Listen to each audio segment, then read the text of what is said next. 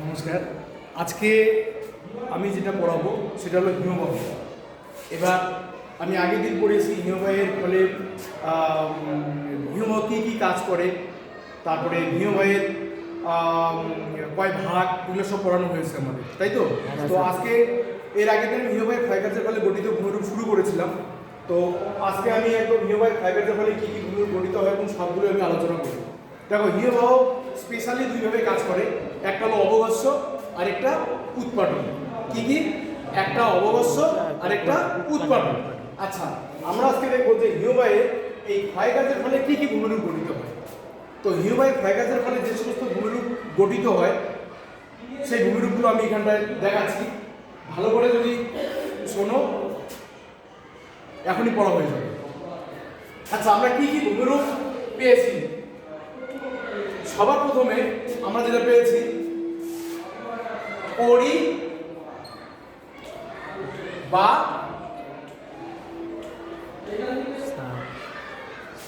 সার, কড়ি বা সার, তাই না? তাহলে কি হিমবাহের ক্ষয়কার্যের ফলে একটা ভূমিরূপ গঠিত হয়, তার নাম কি? কড়ি বা সার। এবার কড়ি বা সার কি? দেখো, পার্বত্য অঞ্চলে হিমবাহের ক্ষয়কার্যের ফলে একটা গঠিত ভূমিরূপ কি হয়? পার্বত্য অঞ্চলে হিমবাহ অবঘর্ষ উৎপাদন কাজগুলো করে। যে পার্বত্য অঞ্চলে হিমবাহের ক্ষয়কার্যের ফলে একটা ভূমিরূপ গঠিত হয়। ভূমিরূপটা কেমন দেখতে? ভূমিরূপটা দেখতে অনেকটা এই হাতলওয়ালা চেয়ারের মতো। এই হাতলওয়ালা চেয়ারের মতো দেখা যাচ্ছে, হাতলওয়ালা একদম চেয়ারের মতো এরকম। তো অনেকটা হাতলওয়ালা চেয়ারের মতো। তাহলে পার্বত্য অঞ্চলে হিমবাহের ক্ষয়কার্যের ফলে, আবার শুনুন, পার্বত্য অঞ্চলে হিমবাহের ক্ষয়কার্যের ফলে কিসের মতো দেখতে? হাতলওয়ালা চেয়ারের মতো যে ভূমিরূপ গঠিত হয় তাকে কি বলা হয়? কড়ি বা সার। এবার কড়ি বা সার, একে ইংল্যান্ডে বলা হয় কড়ি, আর জার্মানিতে অনেক সময় কার বলে, কোনো কোনো বইয়ে আছে কার। তো জার্মানিতে কড়ি মানে কার, আর ইংল্যান্ডে একে কড়ি বলে, আর ফ্রান্সে বলে একে সার। তো যাই বলুন না কেন, তোমাদের একটাই মনে রাখতে লাগবে কি, যে পার্বত্য অঞ্চলে হিমবাহের ক্ষয়কার্যের ফলে হাতলওয়ালা ডেক চেয়ারের মতো যে ভূমিরূপ গঠিত হয় তাকে বলা হয় কড়ি বা সার। মনে থাকবে, তাকে কি বলা হয়? কড়ি বা সার। তাহলে দেখো, কোথায়? পার্বত্য অঞ্চলে। কে? হিমবাহ। কোন ক্ষয়? ক্ষয় কাজ। কেমন দেখতে ভূমিরূপ? হাতলযুক্ত চেয়ারের মতো, তাকে বলে কড়ি বা সার। 2 নম্বর, কড়ি বা সারকে পরে 2 নম্বরে আছে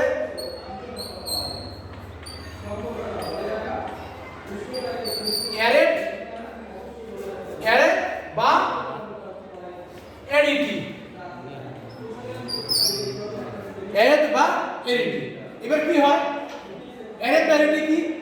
যে পাশাপাশি যখন দুটি কড়ি বা সার্ক গঠিত হয়, পাশাপাশি যখন দুটি কড়ি বা সার্ক গঠিত হয়, তখন দুটি কড়ি বা সার্কের মধ্যবর্তী স্থানে কোড়াতে দাঁতের মতো বা শৈলশিরার মতো একটা ভূমিরূপ দেখতে পাওয়া যায়।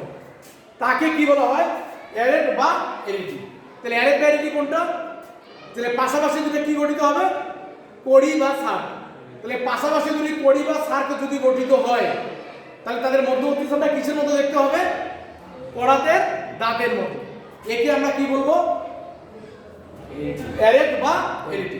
তাহলে দেখো, যদি হাতলওয়ালা ডেক চেয়ারের মতো হয় তাহলে তাকে কি বলবো? কড়ি বা সার। আর যদি কড়াতে দাঁতের মতো হয় তাহলে অ্যারেট বা এডিটি। আচ্ছা, এবার কি হয়? পরের ভূমিরূপ, পার্বত্য অঞ্চলে কি হয়? অনেকগুলো কড়ি বা সার্ক যখন গঠিত হয় তখন তার মধ্যবর্তী যে পর্বতের যে উঁচু অংশটা পিরামিড চূড়ার মতো দেখতে পাই। তাহলে অনেকগুলো কড়ি বা সার্ক গঠিত হলো, বা কড়ি বা সার্কের পর্বতের মধ্যবর্তী অংশ যেমন করি বলো, যে পার্বত্য অঞ্চলে অনেকগুলো কড়ি বা সার্ক গঠিত হলে তাদের মধ্যবর্তী পর্বতের যে অংশ সেটা পিরামিড চূড়ার মতো দেখতে হয়। এই মধ্যবর্তী পিরামিড চূড়ার মতো যে ভূমিরূপ তাকে আমরা কি বলি বলো? পিরামিড চূড়া। কি বলে তাকে? তাকে বলে পিরামিড চূড়া।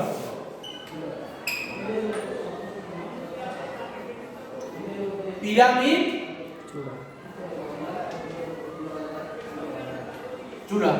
পিরামিড চূড়ার উদাহরণ আছে কোথায়? সুইজারল্যান্ডের মেটারহর্ন আছে, যেটা পিরামিড চূড়ার উদাহরণ। তাহলে এখানে কয়টা ভূমিরূপ হলো? 3টা। প্রথম ভূমিরূপ কাজ সবগুলো কে ক্ষয় কাজ করবে? হিমবাহ। আর গুলো কোথায়? ভূমিরূপগুলো সব পার্বত্য অঞ্চলে। তাহলে পার্বত্য অঞ্চলে কে ক্ষয় করে? হিমবাহ। তাহলে হিমবাহের ক্ষয়কার্যের ফলে পরিবেশ আর কিসের মতো দেখতে হয়? হাতলওয়ালা চেয়ারের মতো। আর এয়ারের বা এলইডি দেখতে কেমন হয়? পোড়াতে দাঁতের মতো বা ষোলশিরার মতো। আর পিরামিড চূড়া কিসের মতো? পিরামিড চূড়ার মতো দেখতে হয়। উদাহরণ কি আছে? সুইজারল্যান্ডের মেটারহর্ন। ঠিক আছে? আচ্ছা, এইবার দেখো 4 নম্বর কি আছে? 4 নম্বর হিমদ্রোণী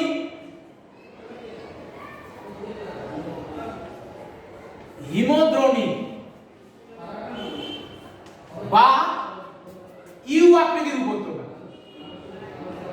বা ইউ আকৃতির উপত্যকা। ইউ আকৃতির উপত্যকা লিখলাম না? ইউ আকৃতির উপত্যকা। তাহলে কি হিমদ্রোণী বা ইউ আকৃতির উপত্যকা কি? যে পার্বত্য অঞ্চলে হিমবাহ যখন প্রবাহিত হয় তখন হিমবাহের ক্ষয়কাজের ফলে পার্শ্ব দেশ ক্ষয় হয় এবং তলদেশও ক্ষয় হয়। তলদেশটা কম ক্ষয় হয় এবং পার্শ্ব দেশ বেশি ক্ষয় হয়ে ইংরাজি ইউ অক্ষরের মতো ভূমিরূপ গঠিত হয়। একে কি বলা হয়? ইউ আকৃতির উপত্যকা বা হিমদ্রোণী। তাহলে কোথায়? পার্বত্য অঞ্চলে হিমবাহের ক্ষয়কার্যের ফলে কি রকম ভূমিরূপ? ইংরাজি ইউ আকৃতির যে ভূমিরূপ গঠিত হয় সেই ভূমিরূপকে আমরা কি বলি? হিমদ্রোণী বা ইউ আকৃতির উপত্যকা। ইউটা কেমন দেখতে? আর অঙ্কন এটা ছবি হলে একটু চিত্র আঁকতে হবে। চিত্রগুলো কি? হিমদ্রোণী চিত্র সহজ, একদম এর উপরে একটা একে এর উপরে যদি দেওয়া যায় বাস এই ইউ আকৃতির উপত্যকা। দেখো এই পাশটা ক্ষয় হয়েছে পুরো, তলদেশটা কম ক্ষয়, তলদেশটা কি চওড়া, আর দুই পাশ কি খারাপ, তাই না? ইংরেজি কোন অক্ষরের মতো? ইউ আকৃতি। তাহলে পার্বত্য অঞ্চলে হিমবাহের ক্ষয়কার্যের ফলে যে ইউ আকৃতির উপত্যকা সৃষ্টি হয় তাকে বলা হয় হিমদ্রোণী বা ইউ আকৃতির উপত্যকা। ঠিক আছে? আচ্ছা, এইবার নেক্সট 5 নম্বরে যে ভূমিরূপটা আছে সেটা হলো ঝুলন্ত উপত্যকা। কি নাম? ঝুলন্ত উপত্যকা। ঝুলন্ত উপত্যকা। ঝুলন্ত উপত্যকা কি হয়? প্রধান দেখবি সবাই প্রধান নদীর সঙ্গে না অনেক ছোট ছোট নদী এসে যুক্ত হয়। হয় কি হয় না? হয়। আচ্ছা, প্রধান নদী আর ছোট ছোট নদী এসে যুক্ত হয়, কোন নদীটার ক্ষয় কাজ করার ক্ষমতা বেশি? প্রধান নদী। আর ছোট ছোট নদীর ক্ষয় কাজ করার ক্ষমতা কি প্রধান নদীর থেকে কি হবে? কম হবে। আচ্ছা, যার ক্ষয় কাজ করার ক্ষমতা বেশি হবে তার গভীরতা বেশি হবে না যে ক্ষয় কম করে তার গভীরতা বেশি হবে? যে ক্ষয় বেশি করে তাহলে প্রধান নদীর গভীরতা কি হবে? বেশি হবে। আর এর গভীরতা ছোট নদীগুলোর গভীরতা কি হবে? কম হবে। তাই তো? তাহলে এইভাবে বলা যাবে যে প্রধান নদীর সঙ্গে অনেক ছোট ছোট নদী এসে যুক্ত হয়। প্রধান নদীর ক্ষয় কাজ করার ক্ষমতা ছোট ছোট নদীর তুলনায় বেশি। ঠিক একই রকম ভাবে প্রধান হিমবাহের সঙ্গে অনেক ছোট ছোট হিমবাহ এসে মিলিত হয়। প্রধান হিমবাহের ক্ষয় কাজ করার ক্ষমতা ছোট ছোট হিমবাহের তুলনায় বেশি। ফলে প্রধান হিমবাহের গভীরতা ছোট ছোট হিমবাহের তুলনায় বেশি। গভীরতার এই পার্থক্যের জন্য দূর থেকে দেখলে মনে হয় ছোট ছোট হিমবাহগুলো প্রধান হিমবাহের উপর ঝুলে আছে। একে বলা হয় ঝুলন্ত উপত্যকা। তুই বলতে পারবি দুইটা হলে কম্পেয়ার করে কি রকম? যে প্রধান নদীর সঙ্গে অনেক ছোট ছোট নদী এসে যুক্ত হয়, প্রধান নদীর ক্ষয়কাজ করার ক্ষমতা বেশি, ছোট নদীর ক্ষয়কাজ করার ক্ষমতা কম। তাই প্রধান নদীর গভীরতা বেশি আর ছোট ছোট নদীর গভীরতা কম। একই রকম ভাবে প্রধান হিমবাহের সঙ্গে অনেক ছোট ছোট হিমবাহ এসে যুক্ত হয়, প্রধান হিমবাহের ক্ষয়কাজ করার ক্ষমতা বেশি আর ছোট ছোট হিমবাহের ক্ষয়কাজ করার ক্ষমতা কম। তাই প্রধান হিমবাহের গভীরতা কি হয়? বেশি হয়। গভীরতার এই পার্থক্যের জন্য দূর থেকে দেখলে কি মনে হয়? যে প্রধান হিমবাহের উপর ছোট ছোট হিমবাহগুলো সব ঝুলে আছে, একে বলা হয় ঝুলন্ত উপত্যকা। পারবি সবাই? কঠিন? তাহলে এটা হলো ঝুলন্ত উপত্যকা। আচ্ছা 6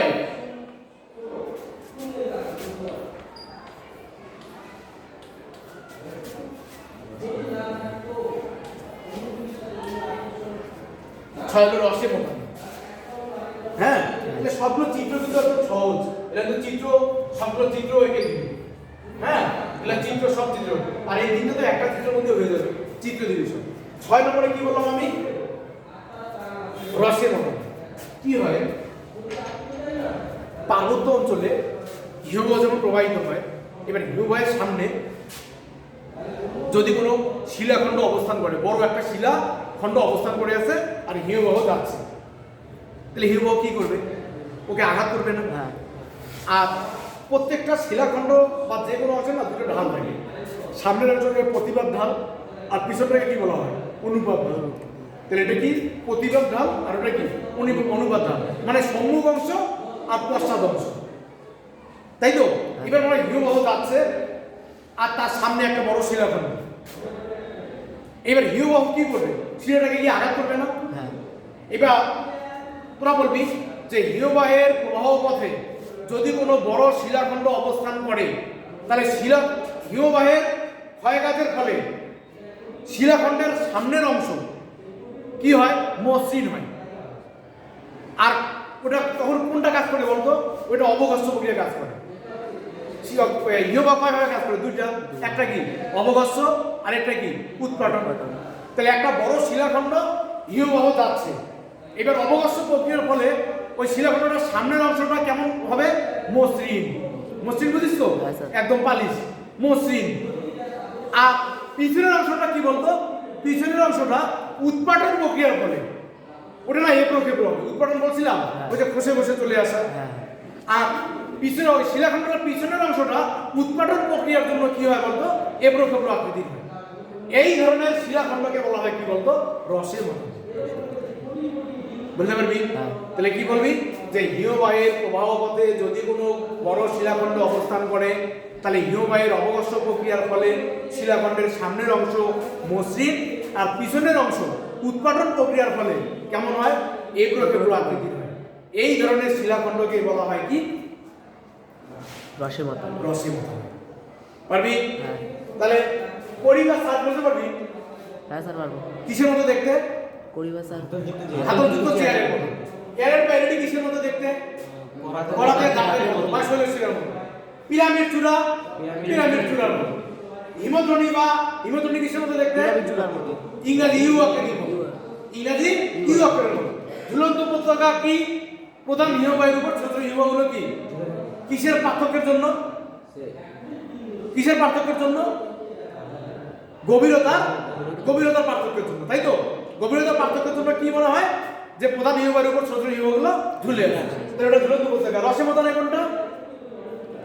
শিলাখণ্ড সামনের অংশটা অবঘর্ষ প্রক্রিয়ার ফলে কেমন হবে? মসৃণ। আর পিছনেরটা কি হবে? উৎপাটন প্রক্রিয়ার ফলে এবড়ো খেবড়ো। আর এই ধরনের শিলাখণ্ড কি? রসের মতো। দেখ ছয়টা ভূমির হয়ে গেল, চিত্র সহ তোরা লিখতে পারবে। আচ্ছা, এরপরে 7 নম্বরে একটা দিই। 7 নম্বরে হলো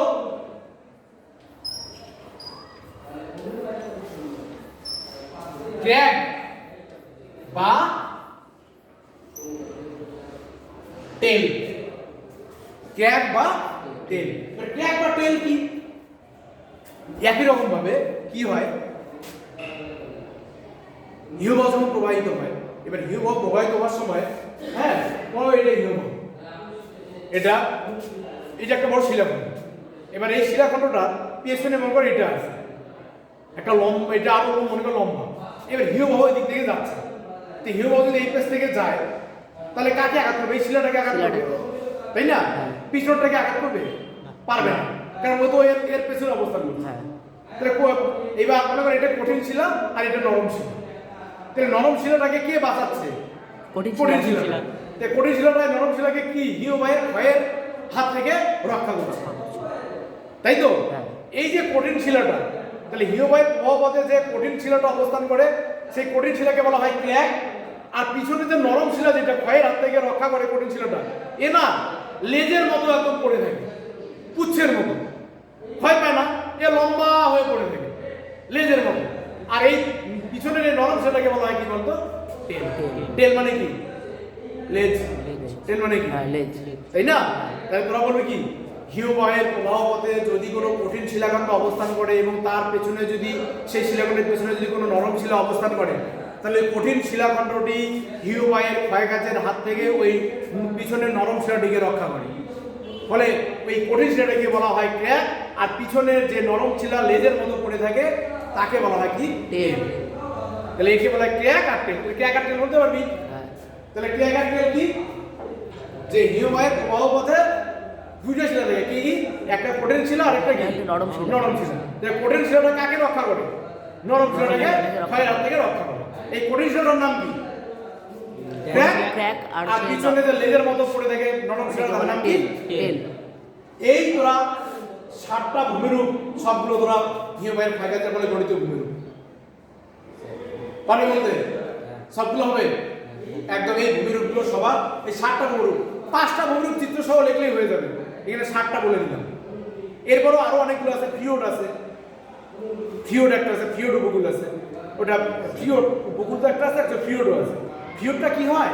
ওটা না একদম মেরু অঞ্চলে, ঠান্ডা, যেখানে ঠান্ডা অঞ্চলে ওখানটা কি হয়, একদম উপকূল সংলগ্ন অংশে একদম সমুদ্রের থেকে না নিচু একদম অংশ, ওই অংশটা কি হয়, একদম গর্ত হয়ে থাকে এবং ওইখানটা না জল জমে থাকে।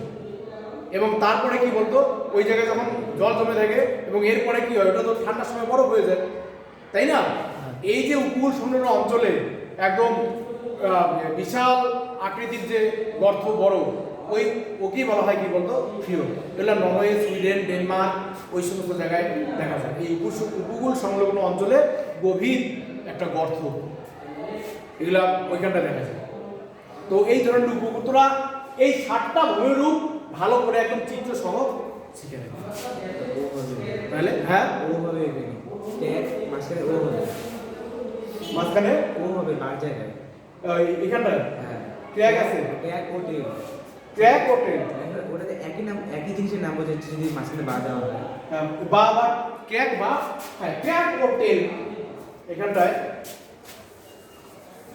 হ্যাঁ, এখানটায় ক্র্যাক ও টেল। হ্যাঁ, ক্র্যাক ও টেল। এখানটায় দুটো ক্র্যাক ও টেল।